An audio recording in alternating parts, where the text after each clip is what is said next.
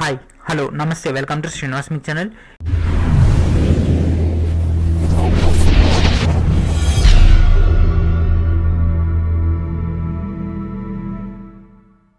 ఈరోజు మనం general science సంబంధించినటువంటి ఇంపార్టెంట్ బిట్స్ అనేవి డిస్కస్ చేద్దాం. Let's get started. టాపిక్లోకి వెళ్ళే ముందు please subscribe my channel, please share everyone and please hit like button encourage my channel.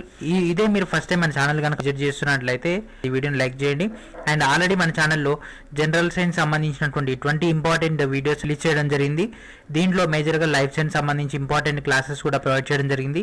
And గతంలో వచ్చినటువంటి చాలా క్వశ్చన్స్ కూడా ఇందులో ప్రొవైడ్ చేయడం జరిగింది. అండ్ ఈ యొక్క క్లాసెస్ పెట్టిన తర్వాత కూడా వీటిలోంచి చాలా క్వశ్చన్స్ కూడా వీటి తర్వాత వచ్చినటువంటి ఎగ్జామ్స్లలో ఇవి కలవడం జరిగింది. అందుకనే one of the most important classes and life science సంబంధించినటువంటి 5 క్లాసెస్ అనేవి అప్లోడ్ చేయడం జరిగింది. లైఫ్ సైన్స్ సంబంధించి one of the most important topic. RRB, SSC, NTPC దాంట్లో కూడా ఎక్కువ మార్క్స్ వీటిలోనే ఉండడం జరుగుతుంది. అండ్ ఈ యొక్క ప్లేలిస్ట్ యొక్క లింక్ వచ్చేసి ఈ వీడియో కింద ఉన్నటువంటి డిస్క్రిప్షన్లో ప్రొవైడ్ చేస్తాను. అండ్ ఈరోజు ఈ క్లాస్ అనేది కూడా ప్రీవియస్గా ప్రొవైడ్ చేసినటువంటి క్లాసెస్ యొక్క కంటిన్యూషనే కాబట్టి ఎవరైతే ప్రీవియస్గా క్లాసెస్ చూడలేదో దయచేసి వాళ్ళ క్లాసెస్ చూడడం ద్వారా మీకు ఈ కంటిన్యూషన్ అనేది ఉండడం జరుగుతుంది. సో ఇప్పుడు మనం టాపిక్లోకి వెళ్ళిపోదాం. సో ఫస్ట్ క్వశ్చన్, సో చక్కెర అనేది ఏంటిది? సో చక్కెర అంటే షుగర్ని మనం ఇక్కడ ఇచ్చినటువంటి 4 ఆప్షన్స్లలో ఏది కన్సిడర్ చేస్తుంది? లైక్ ప్రోటీన్ అనడం జరుగుతుందా, లిపిడ్లా ఉంటుందా, కార్బోహైడ్రేట్సా, హార్మోన్సా? మనం డైలీ తీసుకునేటటువంటి ఫుడ్ మొత్తం కూడా రైస్ మొత్తం కూడా కార్బోహైడ్రేటే. సో చక్కెర అనేది carbohydrate. Option number C is right. And hormones అనేవి హ్యూమన్లో జనరేట్ అవుతుంటాయి, యానిమల్స్ నుంచి ఉండడం జరుగుతుంది, ట్రీస్ నుంచి రావడం జరుగుతుంది. అండ్ లిపిడ్స్, ప్రోటీన్స్ ఇవి మనం బయట నుంచి తీసుకుంటాం. షుగర్ అనేది మనకు వేరియస్ టైప్స్ ఉంటాయి. ఆ వేరియస్ టైప్స్ సంబంధించి కూడా మనం ఇక్కడ డిస్కస్ చేసుకున్నట్లయితే మనం బంగాళాదుంపలు, వంట చెరుకు, తేనె, పళ్ళ రసాలు వీటిలలో డిఫరెంట్ టైప్స్ ఆఫ్ షుగర్స్ అనేవి రావడం జరుగుతుంది. సెల్యులోజ్, స్టార్చ్, ఫ్రక్టోజ్, గ్లూకోజ్ ఇవ్వడం జరిగింది. బంగాళాదుంపల్లో మనకు స్టార్చ్ ఎక్కువగా ఉంటుంది.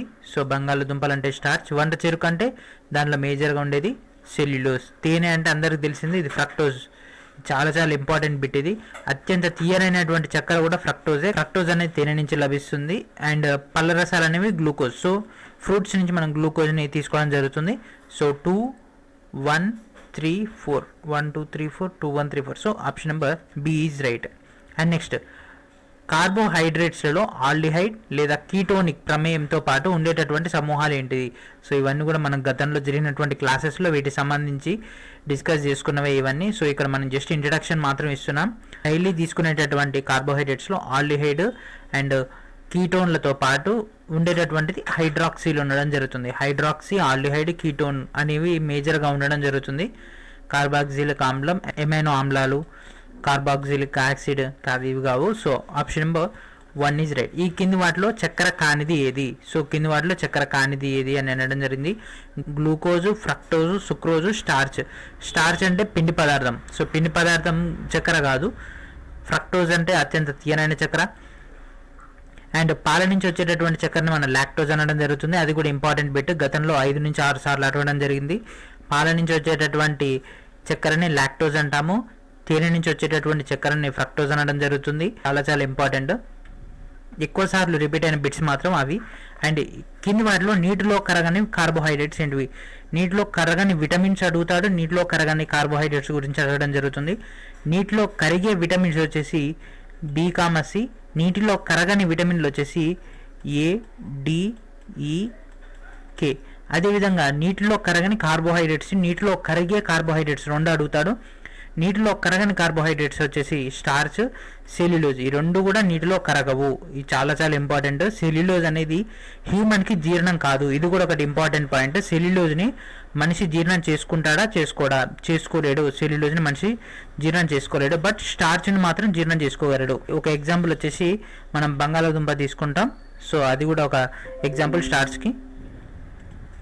అండ్ ఈ కింది వాటిలో దేన్ని జల విశ్లేషణం చేసి ఇంకా చిన్న కార్బోహైడ్రేట్స్గా విడగొట్టలేము?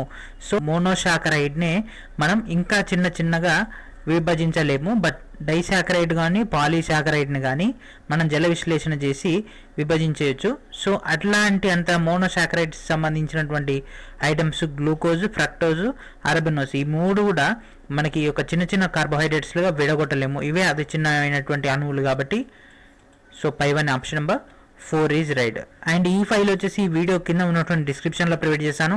మీరు అక్కడికి వెళ్ళి డైరెక్ట్గా డౌన్లోడ్ చేసుకొని మీరు కూడా ప్రిపరేషన్ చేయొచ్చు. అండ్ ఈ కింది వాటిలో సరైనది ఏంటిది? ఈ కింది వాటిలో ఇచ్చినటువంటి 4 ఇవ్వడం జరిగింది. మోనోసాకరైడ్, పైన మనం డిస్కస్ చేసుకున్నట్టు మోనోసాకరైడ్, డైసాకరైడ్, పాలీసాకరైడ్. అవి ఏంటి అంటే పూర్తిగా జల విశ్లేషణ చెందని కార్బోహైడ్రేట్స్ని మోనోసాకరైడ్ అంటాం. ఎందుకనంటే ఇవి అతి చిన్నమైనటువంటి అణువులు, వీటిని ఇంకా చిన్నగా మనం చేయలేం కాబట్టి వాటిని మోనోసాకరైడ్ అని. జల విశ్లేషణలో 2 మోనోసాకరైడ్లను ఇచ్చేవి డైసాకరైడ్. సో ఒక డైసాకరైడ్ని మనం ఆఫ్ చేస్తుంది జల విశ్లేషణలో, అప్పుడు మనకు 2 మోనోసాకరైడ్లు ఏర్పడతాయి.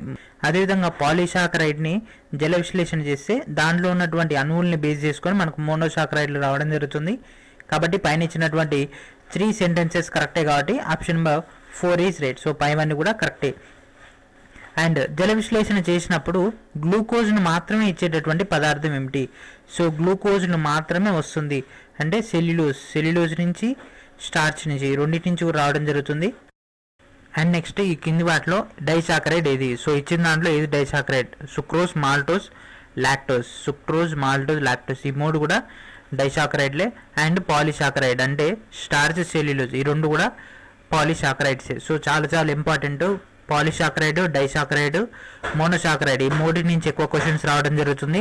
అండ్ అయోడిన్ ద్రావణంతో నీలి రంగునిచ్చేటటువంటి పదార్థం వచ్చేసి స్టార్చ్. ఏ పదార్థానికి అయోడిన్ ద్రావణాన్ని కలిపినట్లయితే నీలి రంగు వస్తుందంటే స్టార్చ్. సో స్టార్చ్కి మాత్రమే అయోడిన్ ద్రావణంతో కలిపినప్పుడు మనకు నీలి రంగు రావడం జరుగుతుంది. అండ్ పాలను బియ్యం పిండితో కల్తీ చేస్తే ఏ విధంగా గుర్తించవచ్చు? సో ఏ విధంగా గుర్తించవచ్చు? సో మనకి ఇక్కడ ఉన్నటువంటి ఇంపార్టెంట్ పాయింట్ బియ్యం పిండి అంటే మనకి ఉంటుంది స్టార్చ్ ఉండడం జరుగుతుంది. సో స్టార్చ్ ఏం చేస్తుంది? ఇక్కడ మనకు పైన ఇచ్చినటువంటి పాయింట్స్ ప్రకారం పాలను అయోడిన్ ద్రావణంతో కలిపితే మనకు నీలి రంగు వస్తుందా, గులాబీ రంగు వస్తుందా? గులాబీ రంగు.